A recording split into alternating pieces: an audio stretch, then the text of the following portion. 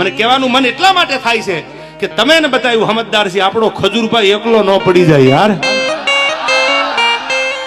સત્યના માર્ગે હાલવું છે. શું કામ ઘણા નથી બોલતા કે ભાઈ આમાં કોણ પડે? કેમ છો મિત્રો? આ દેવાયત ખવડનો વિડીયો ખરેખર તમે જોવા આવ્યા છો તો ચાલો તમને આખો દેવાયત ખવડનો વિડીયો બતાવી દઈશ. તો એની પહેલાં મિત્રો ચેનલ પર નવા હોય તો મિત્રો સબસ્ક્રાઇબ કરો, પેજ પર હોય તો મિત્રો ચોક્કસ બધા લોકો, લાખો લોકો મારે અત્યારે ફેસબુકની અંદર તમે જોઈ રહ્યા છો તે બધા લોકો મિત્રો ફોલો કરો.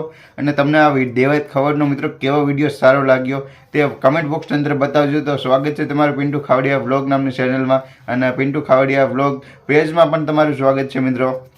તો ચાલો હવે દેવાયત ખવડ મિત્રો શું કહી રહ્યા છે એના વિશે થોડીક આપણે ટિપ્પણી કરવી. જે દેવાયત ખવડ મિત્રો એવું કહી રહ્યા છે કે હવે મામલો મેદાન છેડ્યો છે, કે હવે પાછું વળવાનું નથી, જે થાય ભોગવી લેવું છે, હવે માફી માંગવી નથી. માફી માંગવું તો આજ પછી આવો પ્રોગ્રામ બંધ બધો મિત્રો, બાટી પ્રોગ્રામની અંદર બધી જગ્યાએ અત્યારે દેવાયત ખવડ મિત્રો વિવાદની અંદર ટ્રેન્ડિંગ દેવાયત ખવડ ચાલી રહ્યા છે.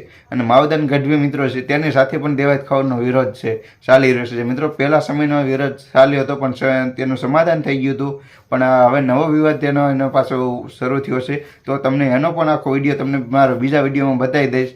તો હવે ખજૂરભાઈને સાથે છે આ દેવાયત ખવડ અને બધા લોકો બીજા પણ જેટલા પણ અત્યારે વિડીયો જોઈ રહ્યા છે તમે પણ ખજૂરભાઈને સપોર્ટમાં છો અને કમેન્ટમાં બતાવજો. અને આ જે દેવાયત ખવડ મિત્રો અત્યારે નીતિન જાની એટલે કે ખજૂરભાઈને ફૂલ સપોર્ટ કરી રહ્યા છે. અને લાઈવ પ્રોગ્રામ મિત્રો એટલે કે ક્યાંય પણ તેજ ઉપર પ્રોગ્રામ મિત્રો અમને નવો પ્રોગ્રામ થયેલો છે તેની અંદર ગયા હતા દેવાયત ખવડ, અને ત્યાં જઈને ખજૂરભાઈ વિશે બે લાઈન એટલે ખરેખર બહુ સરસ આપી છે. અને ત્યાં બધી જગ્યાએ સોશિયલ મીડિયામાં રીલ વાયરલ થઈ રહી છે. અને આ નીતિન જાની એવું નામનું પેજ છે ખજૂરભાઈનું, જે અત્યારે ઇન્સ્ટાગ્રામમાં મિત્રો બ્લૂટૂથ વેરીફાઈ મિત્રો એનું પેજ છે ખજૂરભાઈનું. આપણે 2-3 મિલિયનથી વધારે મિત્રો એના ફોલોઅર્સ આપણે બધા ચોખ્ખું જોયું છે. તો તેની અંદર ચેટ મેસેજની અંદર મિત્રો ખજૂરભાઈ એનો આ વિડીયો જે તમને બતાવી રહ્યો છે તેનું આખું પેજનો આખો વિડીયો નાખ્યો છે, કે ખજૂરભાઈ વિડીયો નાખ્યો કે દેવાયત ખવડ હવે પાછા નહીં પડે. અને દેવાયત ખવડે ઘણી બધી મિત્રો ચર્ચા કરે છે. ચાલો વિડીયોની અંદર તમે એન્ડ સુધી બન્યા રહેજો. ખરેખર વિડીયો કેવો લાગ્યો તે બધા લોકો જેટલા પણ વિડીયો અત્યારે જોઈ રહ્યા છો બધા લોકો બતાવી દે વિડીયો ધડાધડ બધી જગ્યાએ શેર કરો. કારણ કે અત્યારે ફેસબુકમાં લાખો લોકો તમે જોવો છો, હા તો બધા લોકો તમે ફોલો નથી કરતા. તમારે ફોલો કરવામાં કાંઈ તમારું બેલેન્સ નથી લાગતું, તો બધા લોકો ખાલી ફોલો કરી દો પેજને, બસ વધારે પડતું કાંઈ નથી કેવું. ચાલો આખો વિડીયો જોઈ લો તમે. મને કહેવાનું મન એટલા માટે થાય છે કે તમે ને બતાવ્યું સમજદાર છે, આપણો ખજૂરભાઈ એકલો ન પડી જાય યાર. સત્યના માર્ગે હાલવું છે.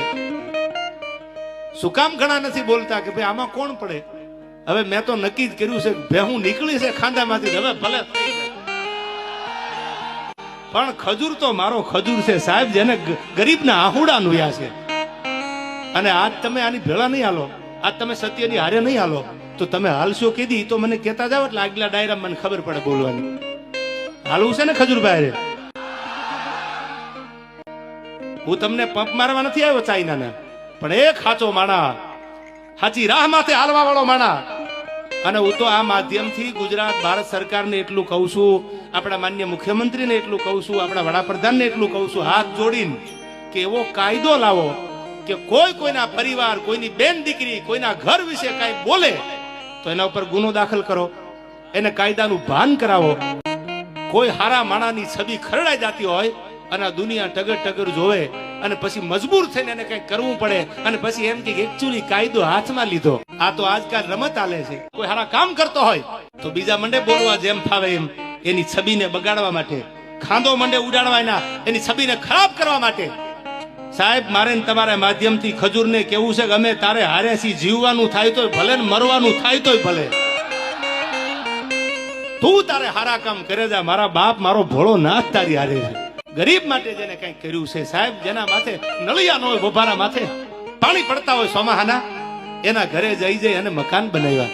પૈસાની વાત નથી કરતો, ડોનેશન આપે મકાન બને એ તો બરાબર છે, બનતા હોય, પણ પોતાનો પરિવાર મૂકીને ગામો ગામ કિલોમીટર સુધી હજારો કિલોમીટર માણસે કાપ્યા છે ને. તો હજી કહું છું કે આપણે આ જેનો સાથ નહીં આપી તો ખજૂર શહીદ થઈ જાય પછી આપણે ભેળા હાલશું? આવો હારો માણા દુનિયામાંથી વિયો જાય પછી હાલશું? એ વિચાર તમારે કરવાનો છે. તમે સમજદાર છો, પણ સત્યની ભેળો ન ઉભો રહો તો હું મોટો ખદડો ગણાવું.